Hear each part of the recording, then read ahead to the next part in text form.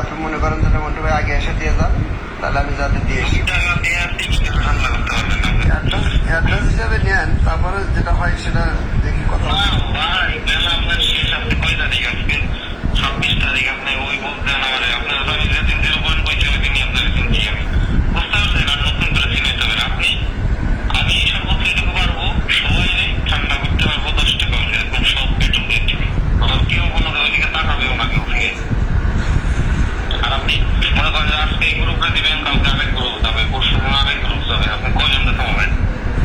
সেটা তো বলি, এটা কি আমাদের সবাইকে ঠান্ডা করা সম্ভব?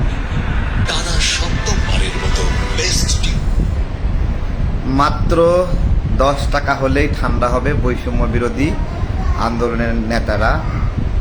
বৈষম্য বিরোধী খুলনা জেলার, খুলনা বিশ্ববিদ্যালয়ের না, খুলনা বিশ্ববিদ্যালয়ের নেতারা খুলনায় বাণিজ্য মেলা অনুষ্ঠান যারা পেয়েছে তাদের কাছ থেকে 10 টাকা চাঁদা চায়। তো আমি আশ্চর্য হচ্ছি, 10 টাকা চাঁদা চায় তারা, 10 টাকা হলেই সবাই ঠান্ডা হয়ে যাবে। আবার মেলা আয়োজক সে বলছে 2 টাকা দিতে পারবে সে। আবার বৈষম্য বিরোধীরা বলছে যে আজকে এই গ্রুপ কালকে ওই গ্রুপ যাবে, কয়টারে ঠান্ডা করবেন। তো সারা বাংলাদেশে এইভাবে বৈষম্য বিরোধী আন্দোলনের নেতাদেরকে ঠান্ডা করতে হচ্ছে বাংলাদেশের নাগরিকদেরকে। আজকে নাহিদ বলতেছে যে মানুষের সমস্যার সমাধান করাই আমাদের কাজ। তো বৈষম্য বিরোধীরা কিভাবে মানুষের সমস্যার সমাধান করছে তা তো দেখলেন, 10 টাকা হলেই ঠান্ডা তারা।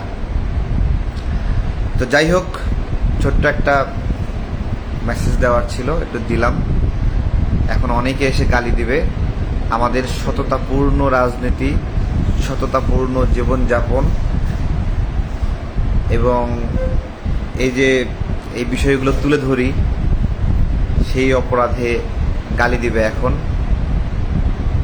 এটাই আমাদের অপরাধ, ঠিক আছে? মানুষের একটা চাওয়া যে এদের এই চুরিগুলো তুলে না ধরি, লুটপাটগুলো তুলে না ধরি, এটা মানুষের চাওয়া। মানুষের চাওয়া নাকি শুধুমাত্র বৈষম্য বিরোধীদের সমর্থক যারা তাদের চাওয়া, এটা বলা যাবে না। তো অনেক মানুষ এসে আমাদেরকে হ্যারাসমেন্ট করে, অনেক মানুষ। আমাদের শুধু আহ্বান কি জানেন আপনারা? আমরা যেভাবে এই যে অসততার তথ্যগুলো দেই, কেন দেই? এই যে মেলা নিয়ে যে ঘটনা, এখন থেকে প্রায় 6-7 মাস আগে আমাদের অফিসে কয়েকজন বারবার ঘুরতো যে একটা মেলার অনুমোদন নিয়ে দেন না, গাজীপুরে, টাঙ্গাইলে, কুমিল্লায়, বিভিন্ন জায়গায় মেলার অনুমোদন নিয়ে দেন। আমি বললাম লাভ কি? তো বলছে যে টাকা পাবেন অনেক। তো আমার কাছে জাস্ট আমরা এড়িয়ে গিয়েছি আমাদের জায়গা থেকে, এড়িয়ে গিয়েছি। কি গালি দেওয়া শুরু হয়েছে? দেখ গালি দেখ। এই সকল চুরির সঙ্গে যেই যারা জড়িত তাদের ভক্তকুল এসে গালি দিবে আমাদেরকে, তারা আমাদেরকে দালাল বলতে চায়।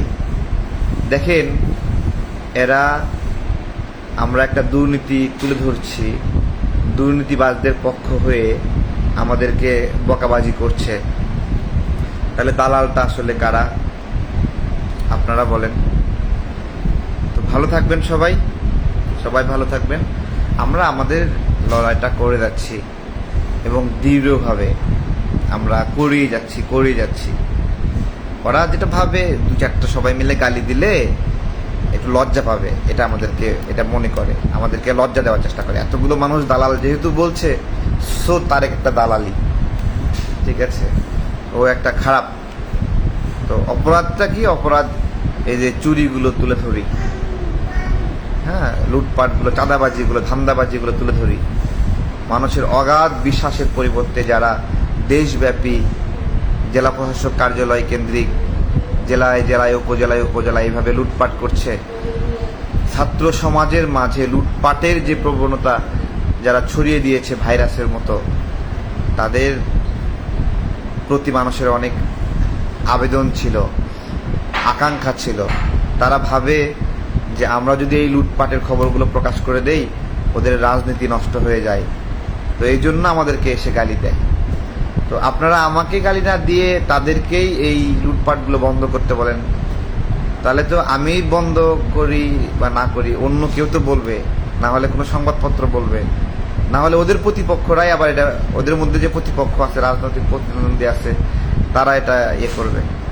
যোগ এগুলো দিতে থাকেন, গালি দিতে থাকেন, সমস্যা নাই, কথা চলবে, ঠিক আছে। ওই দিন আমি পরাজিত হব যেই দিন আমার কোনো দুর্নীতি আপনারা খুঁজে পাবেন এবং সামাজিক যোগাযোগ মাধ্যমে বা যেখানেই হোক তুলে ধরবেন, ঠিক আছে। এটাই আর কি। এই যে কিছু চোরের ভক্তকুল ফ্যান বলে নাকি, ফ্যান, চোরের ফ্যানগুলো চলে আসছে, গালি দেওয়া শুরু করছে, দেখ গালি দাও।